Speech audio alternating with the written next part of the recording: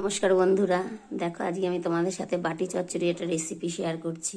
তার জন্য আমার লাগবে 500 গ্রাম আলু আমি কেটে নিয়েছি, দুটো মিডিয়াম সাইজের পেঁয়াজ নিয়ে নিয়েছি, একটা ছোট্ট টমেটো কুচি, কয়েক কোষ্টা রসুন, 3টে কাঁচা লঙ্কা, অল্প একটু ধনে পাতা কুচি, আর গুঁড়ো মশলার মধ্যে হলুদ গুঁড়ো, লঙ্কা গুঁড়ো, কাশ্মীরি লঙ্কার গুঁড়ো আর চিনি। এই সব কিছু আমি প্রেশার কুকারে দিয়ে 2টো সিটি দিলেই হয়ে যাবে আমার বাটি চচ্চড়ি। আর অল্প সাদা তেল দিয়ে দিতে হবে এর মধ্যে। দেখো আমি কিভাবে বানাই। প্রথমে আলুটাকে প্রেশার কুকারে দিয়ে দিতে হবে, তারপর পেঁয়াজটাকে দিয়ে দিতে হবে, তারপরে এখানে টমেটো, রসুন, কাঁচা লঙ্কা সব দিয়ে দিতে হবে প্রেশার কুকারের মধ্যে।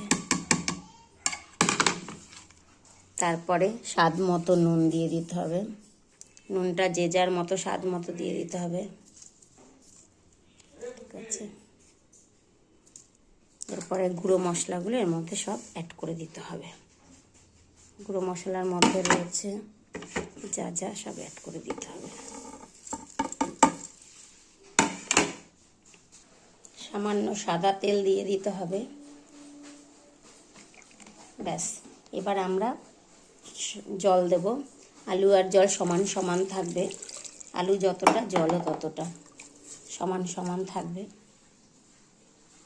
দেখো বন্ধুরা, আমি এই গ্লাসের দেড় গ্লাস মতো জল দিয়েছি, আর আমার আলুটা আর জলটা দেখো সমান সমান রয়েছে।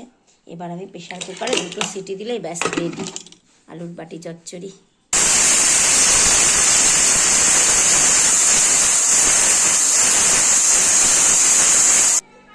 দেখো বাটি চচ্চড়ি আমার হয়ে গেছে 2টো সিটিতে। দেখো কি সুন্দর খেতে হয়েছে। তোমাদের যদি এই রেসিপিটা ভালো লাগে তাহলে প্লিজ প্লিজ প্লিজ আমার চ্যানেলটাকে লাইক, শেয়ার ও সাবস্ক্রাইব করে দিও প্লিজ।